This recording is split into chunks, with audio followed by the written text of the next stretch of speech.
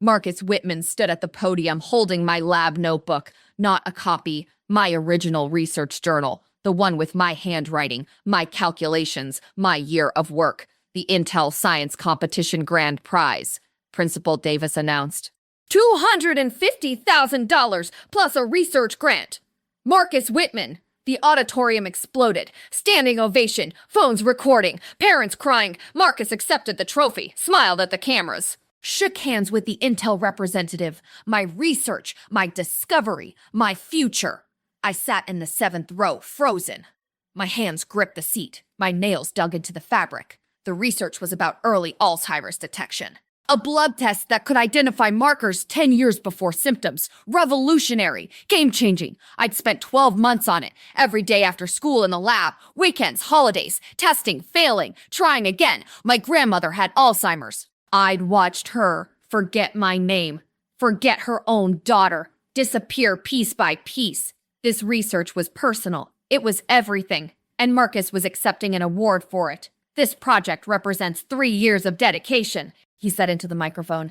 3 years. Lie. He joined my project 6 months ago, after I'd done all the groundwork. Alzheimer's research is deeply personal to me. Another lie. His grandmother was fine. He told me once he barely knew her. I hope this work can help families like mine. My mom sat next to me. She was crying, but not happy tears. She knew this research. She'd driven me to the lab every Saturday, brought me dinner when I worked late. She knew those weren't Marcus's words. That wasn't his work. I'm dedicating this award to everyone affected by this terrible disease. The audience applauded louder. Some people stood again. Marcus looked humble, grateful, perfect. All fake. 2 weeks ago, he destroyed my experiment, contaminated my samples. I'd walked into the lab to find everything ruined. What happened? I asked Dr. Morrison, our faculty advisor. System failure, temperature control malfunction. I'm so sorry, Rachel, but it wasn't a malfunction. Marcus had done it, deliberately, then copied my data before destroying the evidence. The competition was in 3 days. No time to redo the experiment. No time to recover. Marcus presented using my research, my data, my conclusions. He won. Of course he won. It was brilliant work. My brilliant work. Now he stood on that stage at graduation, accepting accolades, accepting money. Accepting a future that should have been mine. The Intel representative handed him an oversized check, $250,000 plus the research grant, another $100,000, full funding for college research. Stanford had already contacted him. MIT, Harvard, everyone wanted the kid who'd made a breakthrough in Alzheimer's detection. They wanted me. They just didn't know it yet. Marcus's eyes found mine in the crowd. He didn't smile this time. Didn't gloat. He looked guilty, just for a second. Good. He should feel guilty, because I had proof, evidence he'd never expected me to find, and I was going to destroy him. But let me back up and tell you how my lab partner became my worst nightmare. Marcus Whitman joined our research class junior year. His dad was Dr. Richard Whitman, neuroscience professor at Stanford, published researcher, grant funding expert. Marcus had pressure, legacy expectations, a brilliant father he could never live up to. I met him in AP biology. He was smart, good grades, but not exceptional, not naturally gifted. He worked hard, studied constantly, still struggled. My dad expects perfection, he told me once. Anything less is failure. I felt bad for him. That kind of pressure destroys people. When our research class started, we were assigned partners, me and Marcus. Thank God, he said.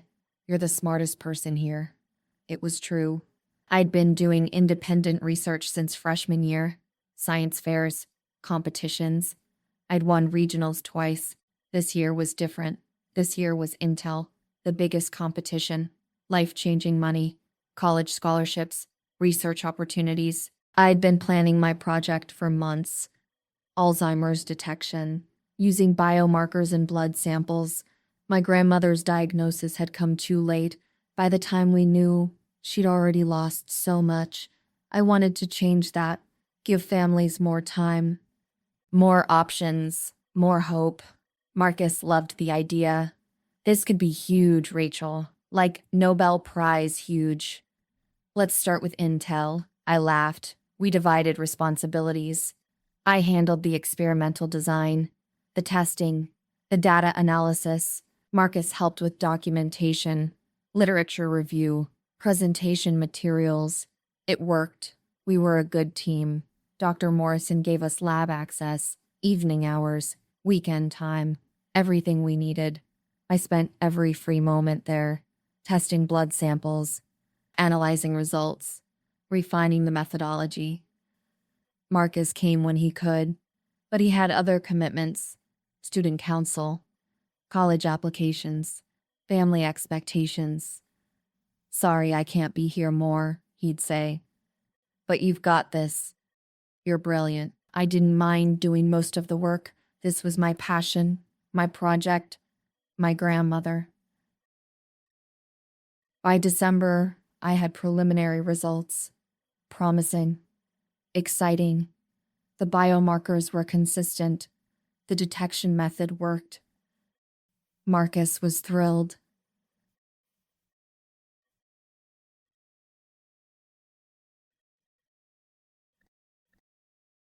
We're going to win Intel. I can feel it. We need more testing, more data, more confirmation. You'll get it. You always do. His confidence felt good, but also strange, like he was already counting the prize money. January came. Competition deadline approaching. I doubled my efforts. Marcus started asking more questions about my methodology, my data collection, my analysis process. Just want to understand everything he said, in case they asked during the presentation. Made sense. We'd present together. He needed to know the work. I showed him everything. My lab notebook, my raw data, my calculations. This is incredible, he said, photographing pages. For our presentation deck, so I can study it. I should have been more careful. Should have kept better control of my work. But he was my partner, my friend. I trusted him. February. 6 weeks before Intel competition. Everything was perfect. My experiment was complete. Results were solid. Our presentation was ready. Then Marcus's dad visited the lab. Dr. Whitman walked through, observing, asked questions, reviewed our work. Impressive, he told Marcus. Very impressive. He barely looked at me, barely acknowledged my contribution. Your methodology is sound, he told Marcus. Actually, Rachel designed. I started. Good work, son, Dr. Whitman interrupted. Stanford will be pleased. After he left, Marcus was glowing. He's never proud of me. Never. But this impressed him. It should. It's good research. We're going to win, Marcus said.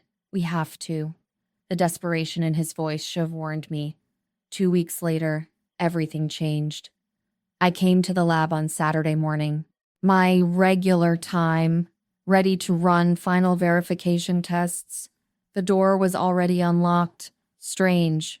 Marcus never came in early. I walked in. The lab was cold, too cold. The temperature control system was off. The samples were at room temperature. No, no, no, I whispered. I checked the incubator, the refrigerated samples, everything. Ruined, completely ruined, contaminated, useless. 12 months of work, gone. Dr. Morrison arrived an hour later. What happened? The temperature control failed. Everything's contaminated.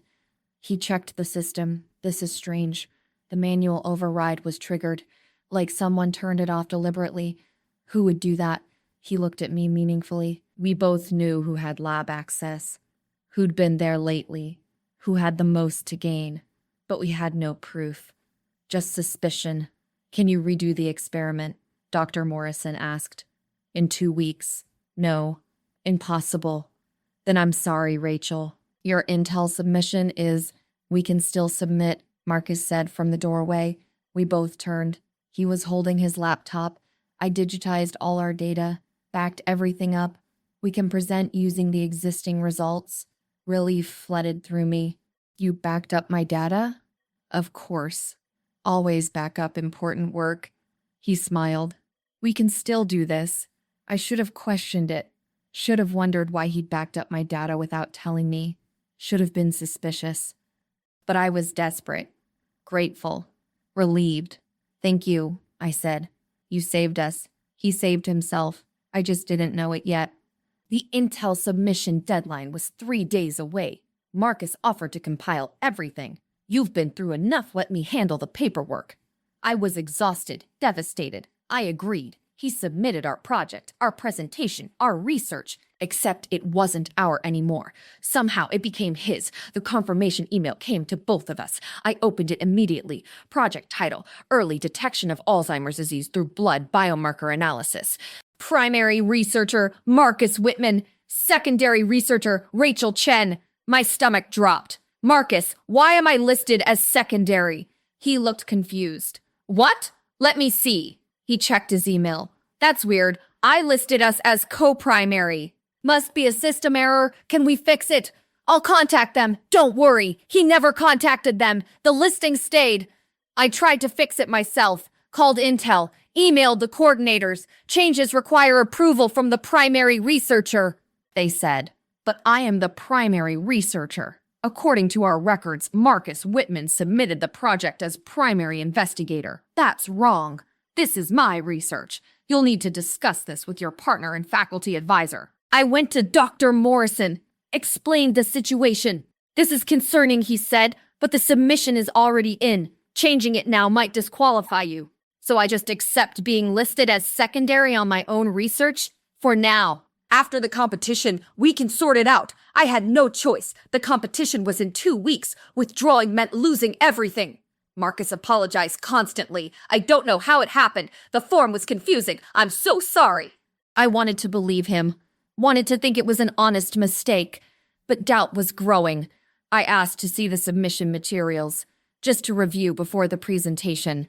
Already submitted. Can't change anything now. I just want to see what we sent. Trust me, it's perfect. Your research is perfect. Red flag, but I ignored it. The competition was at Stanford, Marcus's dad's university. Convenient. We drove up together. Marcus's parents, my mom, me. Dr. Whitman talked the entire drive about winning strategies, presentation tips, networking opportunities, all directed at Marcus, like I wasn't even there. Remember, son, make eye contact, speak confidently, own the research, own the research. My research. We arrived at Stanford. Registration, name tags, orientation. The program listed us. Marcus Whitman and Rachel Chen. Alzheimer's biomarker detection. Marcus first. Again, it's alphabetical, he said when I pointed it out. It wasn't. Other projects had researchers listed by contribution level. The judges came to our station. 3 scientists, experts in neuroscience. Tell us about your project, one said. Marcus started talking, using my words, my explanations. My research process. I developed a method to detect Alzheimer's biomarkers in blood samples 10 years before symptom onset. I developed. Not we. I tried to interject. Actually, the methodology was... Rachel helped with data collection. Marcus interrupted smoothly. She was instrumental in the testing phase. Helped. Instrumental, like I was an assistant. The judges asked technical questions about methodology, analysis. Marcus answered some correctly. Others he fumbled, got details wrong. I corrected him. The sample size was 200, not 150. Right, sorry. Rachel tracked the numbers. He made it sound like I was just keeping records, not designing the entire study. After the judges left, I confronted him. Why are you taking credit for my work? What? I'm not. We're partners. You keep saying I instead of we. You're positioning yourself as the primary researcher. Rachel, you're being paranoid. We're a team. Then why does it feel like you're pushing me out? I'm not. I promise. He grabbed my hands. We're in this together. Okay. I wanted to believe him, but everything felt wrong. That night, I couldn't sleep. Something was bothering me. I pulled out my laptop, accessed the Intel submission portal, logged in with my credentials. Our project was there. I clicked to view the full submission. My blood ran cold. The research paper, the methodology section, the analysis, all written with Marcus as sole author. My name mentioned once in the acknowledgments. Special thanks to Rachel Chen for her assistance with data collection. Assistance, not partnership, not collaboration. Assistance. He'd rewritten everything, made it look like his work, his discovery, his brilliance. I'd been erased. I screenshot everything, downloaded the files, evidence. The next morning, I confronted him, showed him the submissions. You wrote me out of the research. He went pale. I can explain. You stole my work. You listed yourself as sole author. The submission form was confusing. I didn't mean. You deliberately sabotaged my samples, then stole my data, then submitted it as yours. His face changed, cold, calculating. You can't prove that. I can prove you rewrote the submission. I have screenshots. So, the project was already submitted. Changing it now would disqualify us both. He smiled. Not friendly. Threatening. You want to lose everything over pride? I stared at him. This person I trusted, worked with, considered a friend. I'll withdraw from the competition, I said. I'll expose what you did. Then you lose the scholarship, the recognition, everything. He leaned closer. But if you stay quiet, we both win. Well, I win primary, but you get secondary credit. Better than nothing. He walked away before I could respond. I stood there shaking, trapped. If I exposed him, I lost everything. The competition, the scholarship, the year of work. If I stayed quiet, he won. He got the credit, the money, the future. There was no good choice. I wore my cap and gown like armor. My mom squeezed my hand in the car. You okay, sweetie? No. She knew what had happened. I'd told her everything after the competition. Marcus had won. Grand prize, $250,000 scholarship research grant. I got secondary recognition, a certificate, honorable mention. Watching him accept that award had crushed me. Seeing judges praise his brilliant methodology, his innovative thinking, all mine. Every word now the award would be presented again. At graduation, public recognition, press coverage, my last chance to stop this, or my last chance to expose it. The ceremony started. Speeches, diplomas, awards. Then Principal Davis took the microphone. We have something very special today. One of our students has won the Intel Science Competition Grand Prize. Applause, excited whispers. Marcus Whitman, please come to the stage. Marcus stood, confident, smiling, ready for his moment. He walked to the stage. The Intel representative was there. Trophy, check. Press photographers. Marcus's research in Alzheimer's detection represents the kind of excellence we celebrate at this school. My hands clenched. My mom squeezed my shoulder. Tell them, she whispered. Tell them now. But I couldn't move, couldn't breathe. Marcus accepted the trophy, smiled for cameras, started his speech. This award represents 3 years of dedication. That's a lie. The words came out before I could stop them. Loud, clear, angry. Everyone turned. 400 people staring at me. Marcus went pale. Rachel, I stood up. That research isn't yours. You stole it from me. Gasps, whispers, phones out. Principal Davis frowned. Miss Chen, this is inappropriate. What's inappropriate is awarding someone for stolen research. I pulled out my laptop. I have proof. Dr. Morrison stood up from the faculty section. Let her speak. I walked to the stage, shaking, terrified, but determined. The Intel representative looked concerned. What's going on? Marcus Whitman submitted my research as his own. He destroyed my samples, stole my data, and rewrote the submission to erase my contribution. That's crazy, Marcus said. We were partners. Then explain this. I pulled up the original submission. This shows you listed yourself as sole author. I mentioned once in the acknowledgments. The screen projected behind me. Everyone could see. And this. I showed my lab notebook. Dated entries, 12 months of work. My handwriting, my calculations, my research design. Marcus's dad stood up. This is slander. My son worked hard. Your son contaminated my samples 2 weeks before the deadline. I looked at Dr. Morrison. The temperature control was manually overridden. Who else had lab access that weekend? Dr. Morrison nodded slowly. Only you two, and I was away at a conference. The Intel representative examined my evidence. This is serious. Do you have proof the samples were deliberately destroyed? Security footage, Dr. Morrison said. I pulled it after the incident. It shows Marcus entering the lab Saturday night, when Rachel wasn't there. The temperature control was fine before, offline after. Marcus was shaking now. I was just checking. You sabotaged my experiment. Then offered to help by using backed-up data you'd stolen weeks earlier. Silence. Complete silence. The representative turned to Marcus. Did you deliberately destroy Miss Chen's samples? Marcus looked at his dad, his mom, the crowd. Then he started crying. I'm sorry, he sobbed. I'm so sorry. My dad? The pressure. I couldn't fail again. I needed this. Confession. On camera. In front of everyone. His dad looked horrified. His mom was crying. The Intel representative took back the trophy. Marcus Whitman, you are disqualified. Effective immediately. The plan actually started the day I found the rewritten submission. I'd gone to Dr. Morrison immediately, shown him everything. This is academic fraud, he said, but we need undeniable proof. I have my lab notebook, my original data. Good. What else? We spent 2 days building the case. Security footage of Marcus entering the lab. Temperature control logs showing manual override. My original experimental design documents dated months before Marcus joined.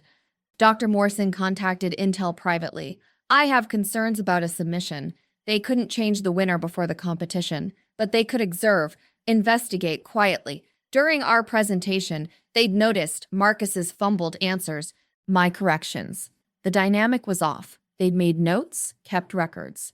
After Marcus won, they contacted me directly. We have concerns. Can you provide additional documentation? I gave them everything. They launched an investigation. Quietly, professionally. But they couldn't act until after graduation, until they had complete evidence. That's why I had to speak up at the ceremony, to force the truth out, to make Marcus confess publicly. It worked. After Marcus's confession, chaos erupted. His parents tried to defend him. He made a mistake. He's just a kid. He committed fraud, the Intel representative said coldly. Stole research, destroyed evidence. That's not a mistake. Dr. Whitman's face was red. This will ruin his college applications. He ruined them himself, Dr. Morrison said. Marcus sat on the stage steps, crying, defeated. Part of me felt bad. He'd crumbled under pressure, made terrible choices.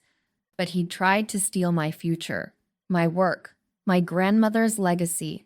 I couldn't forgive that. The representative approached me. Miss Chen, we'll need to review your complete submission. If everything checks out, the award is yours. It will check out. It's my research. 2 weeks later, Intel officially announced the correction. I was the grand prize winner. Full scholarship, research grant, national recognition. Stanford called immediately. MIT, Harvard. Everyone wanted the real researcher behind the Alzheimer's breakthrough. His college acceptances were revoked. Stanford, MIT, every school that had wanted him for his research achievement. He ended up at community college, starting over. His reputation destroyed. Dr. Whitman resigned from Stanford. The scandal was too much. Academic fraud by his own son.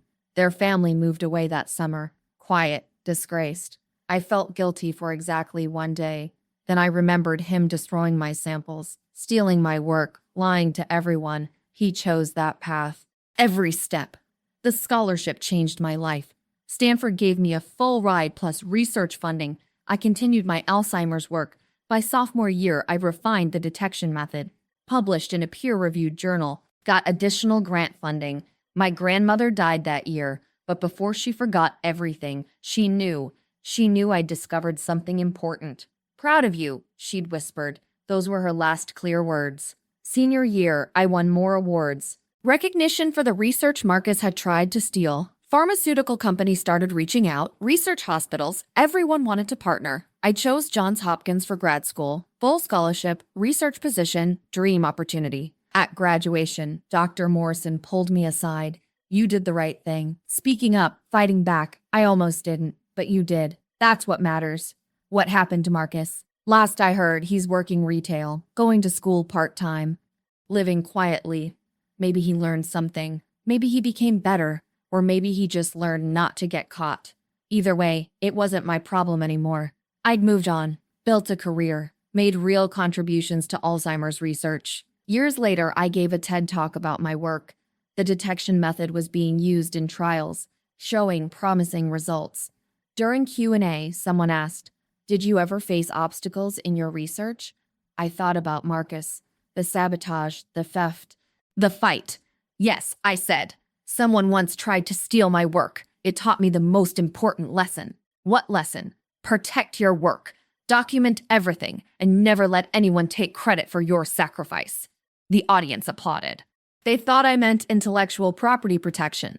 I meant something deeper. Your work is your voice. Your contribution, your legacy. Guard it fiercely. Fight for it relentlessly. Never let anyone steal your story. Because some things are worth fighting for. Your truth, your integrity, your grandmother's memory. And sometimes speaking up is the only way to protect them all.